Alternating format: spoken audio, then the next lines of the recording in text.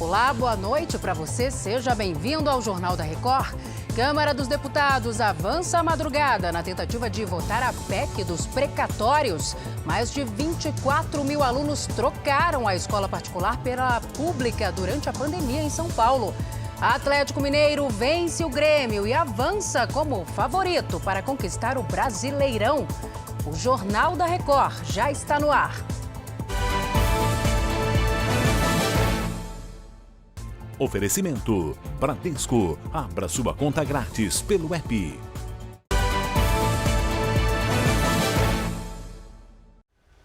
A Câmara dos Deputados analisa neste momento a PEC dos precatórios. Quem acompanha a sessão e tem os detalhes para a gente é o repórter Clébio Cavagnoli. Clébio, boa noite para você.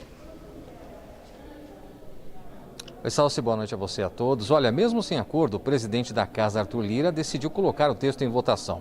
A proposta abre espaço de quase 92 bilhões de reais no orçamento do ano que vem e limita o pagamento de precatórios. Essa é a principal aposta do governo para conseguir, então, viabilizar o Auxílio Brasil, um novo programa social que substitui o Bolsa Família.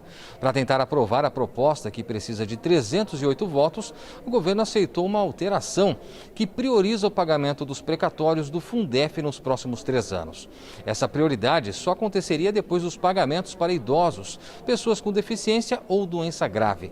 O presidente da Câmara, Arthur Lira, disse que os ajustes no texto também vão possibilitar a continuação da desoneração da folha de pagamentos de 17 setores da economia. Salsi. Tá certo, Clébio. Já conversamos novamente. E olha, além de prejudicar a qualidade do ensino, a pandemia também provocou uma migração de alunos de escolas particulares para o ensino público. A Adriana Perrone tem informações sobre o que aconteceu aqui em São Paulo. Adriana, boa noite.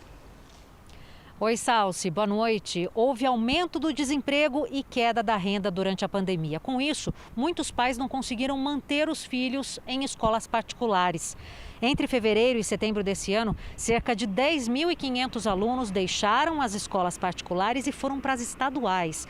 Movimento que também foi muito forte no mesmo período do ano passado, quando mais de 14 mil estudantes deixaram a rede privada para estudar em unidades de ensino do estado. Nesta quarta, foi retomado o ensino 100% presencial. A Secretaria Estadual de Educação disse que as escolas terão condições de receber todos os alunos, inclusive os que vieram da rede particular. Salsi. Tá certo, Adriana. Obrigada. Os casos de coronavírus no mundo cresceram 3% na semana passada, segundo a Organização Mundial da Saúde. Ao todo, foram notificadas mais de 3 milhões de novas infecções por Covid-19 no período. Atualmente, a Europa é a região mais afetada. O continente registrou 1.700.000 casos da doença só na última semana. O aumento de casos fez com que países da Europa retomassem restrições contra o coronavírus. O governo do Rio de Janeiro sancionou uma lei que garante a isenção de ICMS sobre o preço dos botijões de gás. O Pedro Paulo Filho tem os detalhes para a gente. Oi, Pedro, boa noite. Pois é, Salsi, boa noite para você e a todos. Olha, essa medida foi publicada na edição desta quarta-feira do Diário Oficial aqui do Estado. Pelo texto, a isenção da alíquota do ICMS será concedida na venda de botijões de 13 quilos de gás de cozinha, aqueles convencionais. Essa decisão foi tomada para reduzir os impactos das frequentes altas do preço dos derivados de petróleo. Segundo pesquisa da ANP, em outubro, o preço médio do gás aqui no estado do Rio de Janeiro foi de R$ 93,88. E essa isenção pode representar aí uma redução de até 12% sobre esse valor. Só que ainda não tem uma data definida para isso entrar em vigor, porque ainda serão feitos estudos sobre o impacto dessa medida no orçamento do Estado. Salsi. E é um valor que pesa no bolso dos brasileiros. Obrigada, Pedro, pelas informações. Um avião de carga caiu nesta quarta-feira na região da Sibéria, na Rússia. Os 9 tripulantes morreram. O acidente aconteceu depois que a aeronave tentou um segundo pouso no aeroporto local. Segundo autoridades, o avião pegou fogo depois da queda e ficou completamente destruído. Você acompanha aí nas imagens. O cargueiro Antonov pertencia à Bielorrússia e tinha 53 anos de uso. A Rússia abriu uma investigação para determinar as possíveis causas do acidente. O Rio Grande do Sul decidiu ampliar a capacidade de público nos estádios. O Jairo Bastos conta pra gente como é que vai ficar isso por lá. Oi, Jairo, boa noite. Olá, Salsi, boa noite para você, a todos que nos acompanham. Desde o dia 30 de setembro, os estádios por aqui podiam receber 30% da capacidade total. Agora, essa capacidade sobe para 50% a partir de sábado. Mas os torcedores deverão manter o distanciamento de 1 metro, apresentar o cartão de vacinação e usar máscara. A decisão já vale para o próximo Clássico Grenal, sábado, no estádio Beira-Rio, aqui em Porto Alegre. A partida poderá receber quase 30 mil torcedores. Em todo o estado, cerca de 94% dos gaúchos já receberam pelo menos a primeira dose, 68% dos adolescentes com idade entre 12 e 17 anos também já receberam essa dose e no Rio Grande do Sul, em torno aí de 61% dos gaúchos já estão com esquema vacinal completo. Salsi. Muito obrigada, Jairo. A Alemanha registrou um aumento de casos de coronavírus, principalmente entre pessoas não vacinadas. Mais de 20 mil novos contágios foram notificados em 24 horas. O ministro de Saúde alemão defendeu o retorno das medidas de restrição para conter o avanço da doença e reforçou o pedido para que a população se vacine. Uma pesquisa do Ministério da Saúde revelou que 65% dos não vacinados ainda recusam o imunizante. Chegou ao Porto de Santos o primeiro navio de passageiros dessa temporada de cruzeiros. Não havia viagens de transatlânticos no país desde março do ano passado, por causa da pandemia. A Fernanda Burger traz as informações para a gente direto de Santos. Fernanda, boa noite. Boa noite, Salsi. O navio atracou no Cais Santista na manhã desta quarta-feira e recebe passageiros a partir de sexta, quando começa o primeiro cruzeiro dessa temporada. A previsão é que 6 navios passem pelo Porto de Santos até abril do ano que vem. 237 mil passageiros devem embarcar em transatlânticos por aqui. A estimativa é que essa temporada movimente 2,5 bilhões de reais na economia nacional.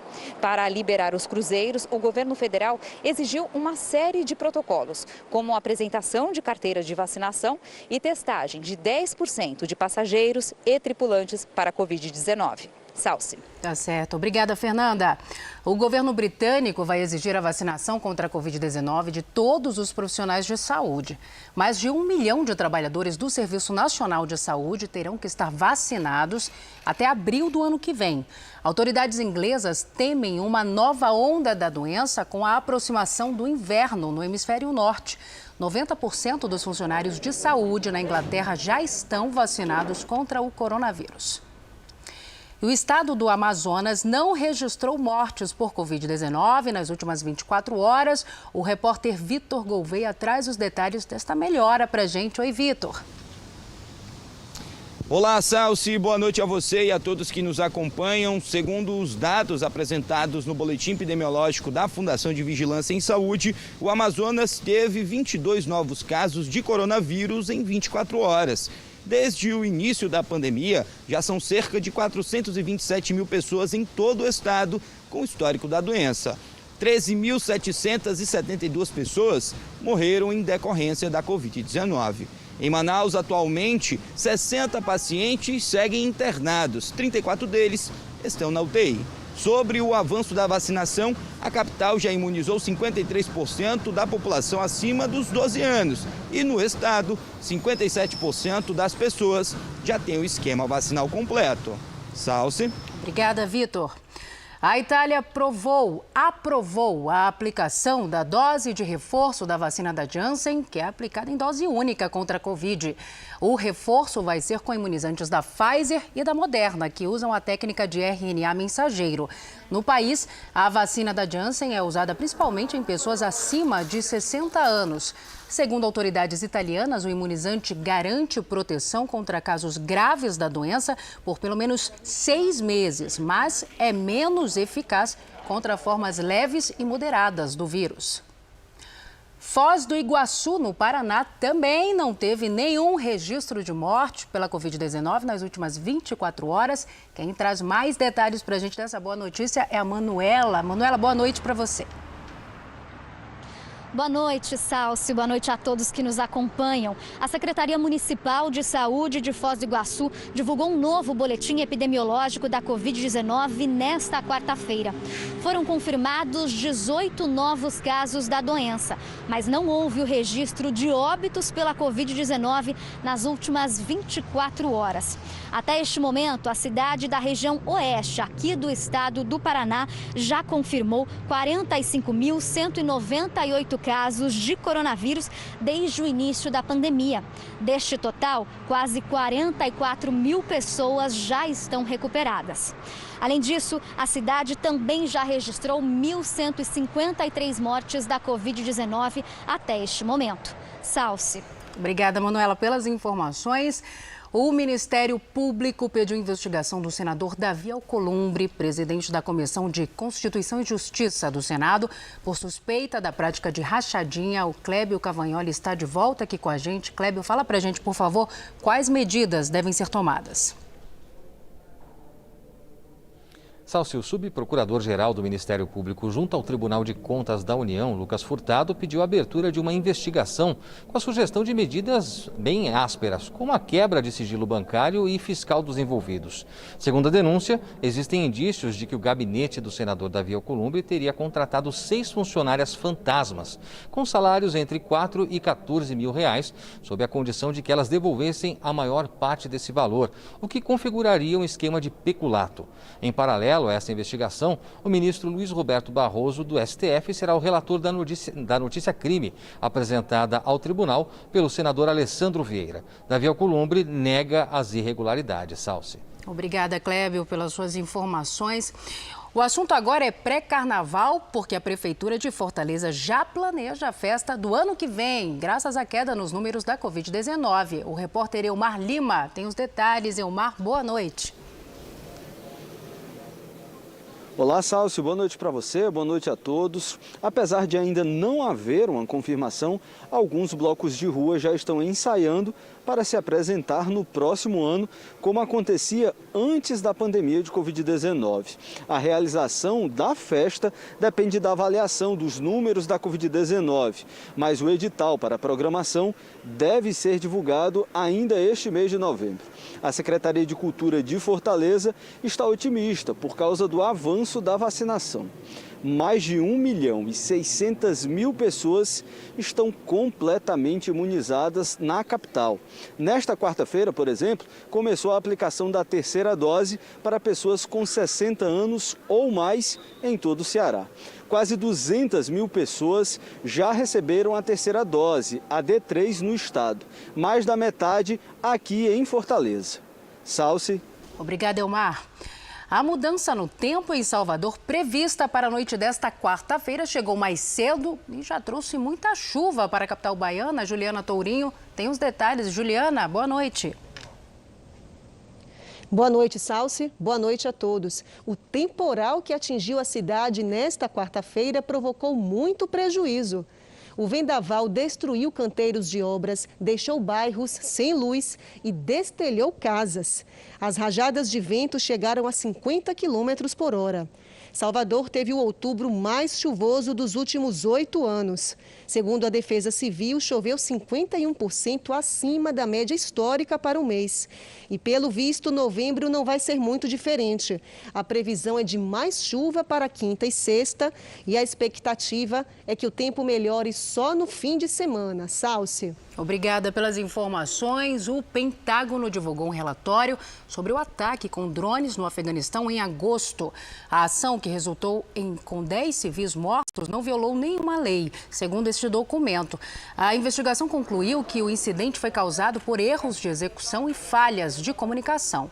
Neste ataque, 3 adultos e 7 crianças foram mortas. Segundo militares americanos, os alvos da operação eram terroristas do Estado Islâmico que planejavam um ataque durante a retirada de tropas americanas do Afeganistão. A polícia de Minas Gerais identificou mais 3 corpos na operação, que terminou com 26 mortos em Varginha, no sul do estado. A Virgínia Nalon atualiza agora as informações para a gente. Virgínia, boa noite. Oi, Salso, boa noite para você. Agora são 22 homens com identidade revelada nos exames de impressão digital. Desses identificados, 16 corpos já foram liberados pelo IML. A partir do reconhecimento, foi possível chegar até a ficha criminal dos suspeitos. A maioria deles já tinha passagem por roubos, assaltos a bancos e até homicídios. De acordo com as investigações, a quadrilha se preparava para atacar um centro de distribuição de valores em Varginha. Os suspeitos foram surpreendidos em 2 sítios na cidade no último domingo. No confronto, todos os 26 integrantes do grupo morreram. Promotores do Ministério Público vão investigar a atuação dessa quadrilha e também da operação policial. Salce. Muito obrigada, Virgínia. A polícia da Colômbia afirmou que o principal cartel de cocaína do país é aliado de 5 máfias no mundo. Conhecido como Clã do Golfo, a organização criminosa estendia as ações em 28 países. O cartel era comandado por Dairo Antônio Úsuga, o Otoniel, que foi preso por autoridades colombianas no último dia 23. De acordo com a polícia, o Clã do Golfo exportava cerca de 20 toneladas de cocaína por mês. O Senado aprovou um projeto que atualiza a política nacional sobre mudança do clima. Voltamos a conversar com o Clébio Cavagnoli, que tem as informações. Clébio. Olha, Salsi, o projeto obriga o Brasil a neutralizar 100% das emissões de gases do efeito estufa até o ano de 2050, em um contexto parecido com o compromisso assumido pelo Brasil na COP26. O projeto também atualiza a política nacional sobre mudança do clima, com as metas assumidas pelo Brasil no Acordo de Paris. O texto prevê que o governo crie um regulamento que inclua ações para a eliminação do desmatamento ilegal e também a promoção da agropecuária sustentável. O presidente do Senado, o senador Rodrigo Pacheco, quer apresentar o texto na COP26 como uma das ações realizadas pelo Congresso em defesa do meio ambiente. Ele vai participar, portanto, do projeto, do evento, a partir do próximo fim de semana na Escócia. A proposta aprovada pelo Senado ainda precisa ser analisada pela Câmara. Salce. Obrigada, Clébio. Boa noite para você. Seguimos o JR 24 horas com o mercado financeiro. O dólar recuou 1,43% nesta quarta-feira, cotado a R$ 5,58. Foi a maior queda da moeda americana em um mês. Já o índice da Bolsa de Valores de São Paulo ficou praticamente estável, fechando acima dos 105 mil pontos. Um tribunal israelense suspendeu o leilão de artefatos usados por soldados nazistas no campo de Auschwitz, na Polônia. A correspondente Bianca Zanini tem as informações para a gente. O evento seria na semana que vem. São 8 peças de metal, cada uma do tamanho de uma unha, forradas com alfinetes. Elas eram usadas para tatuar números nos braços dos detentos no campo de Auschwitz, na Polônia, durante a Segunda Guerra Mundial. O vendedor, um colecionador particular, chamou o artefato de o mais chocante dos itens do Holocausto e projetou o valor de venda para até o equivalente a R$220 mil. Várias associações de ajuda aos sobreviventes apelaram ao Tribunal de Tel Aviv para impedir o leilão, dizendo que as peças devem ir para o Museu do Holocausto, em Jerusalém. O tribunal fará uma audiência urgente para discutir o assunto.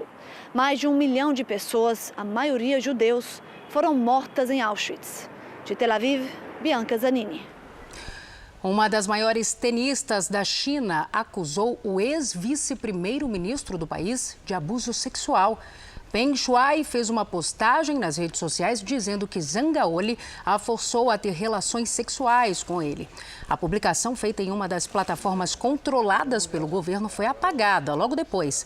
Gaoli não respondeu à acusação. E agora o futebol, o Atlético Mineiro venceu o Grêmio pelo Campeonato Brasileiro e segue como favorito para conquistar o título. No Mineirão, gols só de jogadores estrangeiros. O argentino Zaratio recebeu passe na área e abriu o placar para o Atlético Mineiro. No segundo tempo, a zaga do Atlético perdeu a bola. O colombiano Campas aproveitou e tocou na saída do goleiro Everson. 1-1. Pouco depois, o chileno Vargas marcou de pênalti o gol da vitória do Atlético. Atlético Mineiro, líder isolado, 2. Grêmio, penúltimo colocado, só 1. Na Série B do Campeonato Brasileiro, o Botafogo e Coritiba venceram e estão cada vez mais perto do acesso à primeira divisão no ano que vem. No Paraná, Igor Paixão cobrou escanteio e Luciano Castan fez de cabeça. 1-0 Coritiba sobre o Operário. Vaguinho recebeu na área e ampliou, 2-0. Léo Gamalho chutou cruzado e fez o terceiro. Felipe Garcia ainda diminuiu para o Operário, mas não evitou a derrota. Coritiba, líder da Série B, 3, Operário 1. No Rio, Varley cruzou e Diego Gonçalves completou para o gol. Final, Botafogo, vice-líder da Série B, 1, Confiança 0. Já na Europa, muitos gols na rodada desta quarta-feira pela Liga dos Campeões. E teve brasileiro brilhando em campo. Veja os destaques. O Real Madrid recebeu o Shakhtar da Ucrânia. O time visitante tinha 7 brasileiros em campo, mas foi Benzema quem abriu o placar para o Real, depois que Vinícius Júnior roubou a bola da zaga adversária. O brasileiro Fernando deixou tudo igual, ainda no primeiro tempo.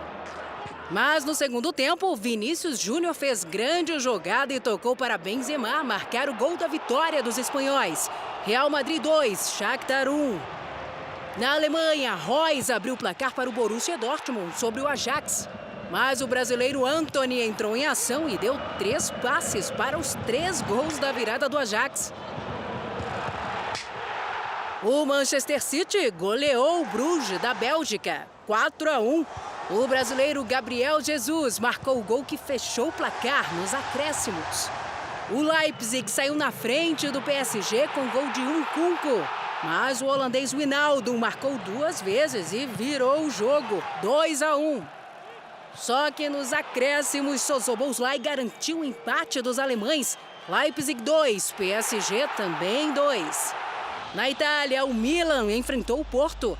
Luiz Dias colocou o Porto em vantagem. Mas Mbemba fez contra e decretou empate para o Milan, 1-1.